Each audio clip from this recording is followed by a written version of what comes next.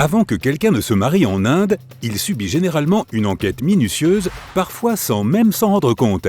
Il existe des agences de détectives prématrimoniaux qui proposent leurs services d'enquêteurs privés. Il y a aussi des inspecteurs de crachats. Ces personnes, appelées aussi détecteurs de nuisances, attrapent et verbalisent ceux qui jettent des déchets ou crachent en public. Un autre métier que tu ne rencontreras probablement pas ailleurs est celui de nettoyeur d'oreilles. La procédure pour enlever le cérumen nécessite des instruments traditionnels. Ils n'utilisent pas de coton-tige comme nous en avons l'habitude. Leurs instruments sont une aiguille en acier, un peu de coton et une pince. Le nettoyeur d'oreilles enroule un peu de coton autour de l'aiguille pour qu'elle ressemble à un coton-tige et les clients se laissent ainsi nettoyer les oreilles. Les nettoyeurs d'oreilles se trouvent généralement quelque part dans le centre-ville, autour des monuments ou sur les marchés.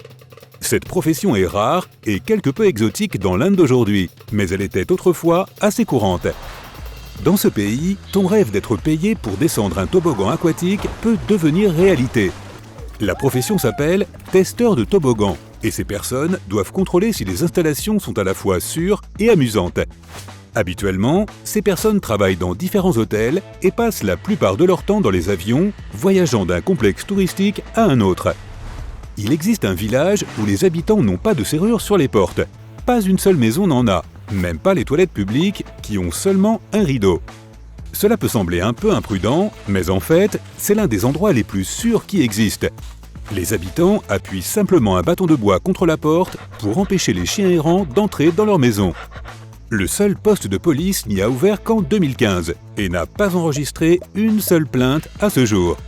Même la banque locale n'a pas de serrure. C'est officiellement la seule banque au monde qui ne soit jamais fermée. Quand les habitants doivent s'absenter, ils ne demandent pas à leurs voisins de s'occuper de leur maison et ils n'ont pas peur d'y laisser des objets de valeur, de l'argent et des bijoux sans les cacher. Les plats végétariens sont très populaires en Inde. Entre 15 et 30% de la population du pays est végétarienne.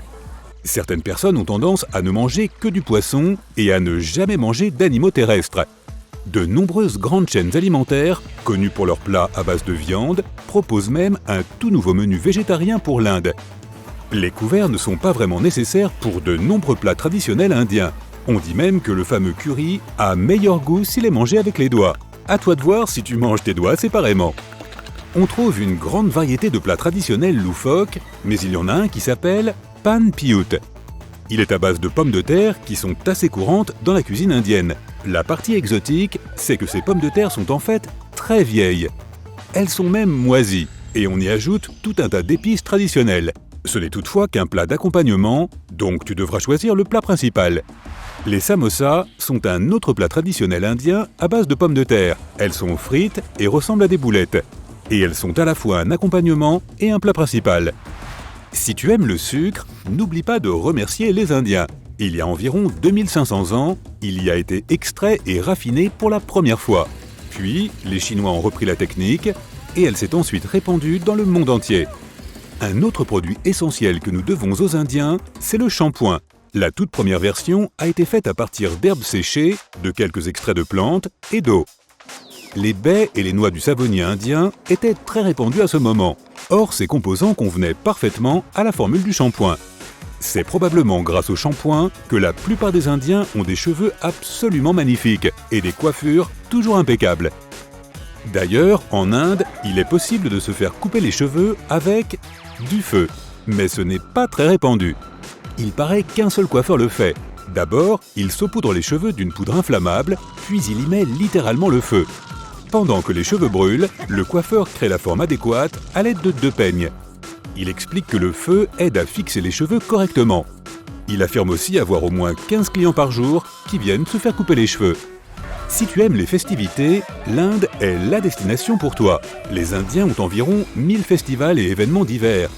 Parfois, les gens célèbrent même la première coupe de cheveux ou, qui sait, la première brûlure de cheveux. Toutes ces fêtes locales valent vraiment la peine d'être vues. Holi est la fête des couleurs et les gens considèrent qu'elle marque le début du printemps. Elle commence à la fin du mois de février et se termine en mars. On y pratique, entre autres, le fameux lancer de poudre. Alors ne porte pas cette chemise blanche toute neuve ce jour-là. Diwali est la célébration des Lumières et elle dure 5 jours.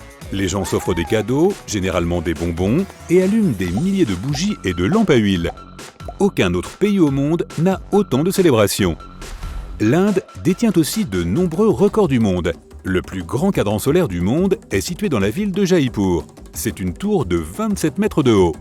Elle est faite de pierre polie et est un véritable chef-d'œuvre architectural. L'ombre de ce cadran solaire se déplace d'environ 6 cm par minute. Tu peux donc y observer le temps qui passe, littéralement. Les Indiens détiennent aussi le record des ongles les plus longs. Selon le livre Guinness des records, les ongles les plus longs appartenaient à un Indien. Ils étaient presque aussi longs qu'un bus londonien. Il les a coupés en 2018, mais avant cela, la longueur totale de tous ces ongles atteignait 9 mètres. L'Inde détient aussi le record du nombre de films produits par an. En 2018, 1813 nouveaux films ont été tournés en Inde. Si tu voulais voir tous les films produits dans le pays en 2018, en regardant un par jour, tu n'aurais pas encore fini aujourd'hui. L'île de North Sentinel, qui appartient à l'Inde, est probablement l'endroit le plus isolé du monde, puisque personne ne peut la visiter. Les étrangers n'y sont pas les bienvenus. Les locaux sont assez introvertis et refusent toujours tout contact de l'extérieur. Aucun bateau n'est autorisé à s'approcher à moins de 5000 marins et des unités spéciales patrouillent dans la zone. C'est l'un des rares endroits au monde qui n'ait pas encore été touché par la civilisation moderne. Récemment, l'île a été ouverte aux chercheurs, mais les touristes ne peuvent toujours pas la visiter. Il y a plusieurs années, 2 grenouilles ont été mariées dans une ville côtière appelée Udupi. Cela a été fait pour encourager la pluie alors qu'il faisait une température de 49 degrés Celsius. Les 2 animaux avaient des tenues uniques pour cette occasion, et la mariée avait même une bague à l'orteil. Les 2 grenouilles ont été envoyées en lune de miel à Manapala et y ont été relâchées. Malheureusement, chacune a dû suivre son propre chemin quelques mois plus tard, car les locaux souhaitaient arrêter la pluie torrentielle qui avait commencé peu après leur mariage. En Inde, il n'y a pas 4, mais 6 saisons. Selon le calendrier du nord, de l'ouest et du centre de l'Inde, le printemps indien se situe en mars et en avril. Vient ensuite l'été, aussi appelé saison chaude. Il commence en mai et se termine en juin. C'est aussi l'une des saisons pour les mariages. Ensuite vient la mousson, ou saison des pluies, qui commence après le solstice d'été, généralement en juillet, et dure tout le mois d'août. Puis vient l'automne, qui s'étend de la fin septembre à la mi-novembre. Après l'automne, il y a une saison pré-hivernale ou simplement une saison fraîche. Le véritable hiver, ou saison froide, commence en janvier et se prolonge jusqu'en février.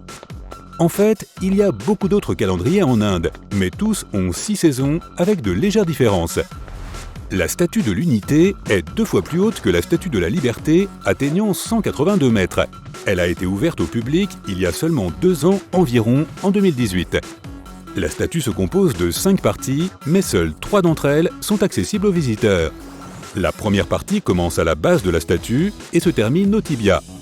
Cette zone a 3 niveaux et comprend la zone d'exposition, un jardin et un musée. La deuxième partie monte jusqu'aux cuisses de la statue. La troisième a une plateforme d'observation située à une hauteur de 152 mètres. La quatrième partie est la zone de maintenance et les visiteurs ne peuvent pas s'y rendre. Enfin, la 5e partie comprend les épaules et la tête. Dans les 11 premiers jours après son ouverture, presque 130 000 touristes sont venus voir cette statue colossale, soit plus que la population de la ville de Tours.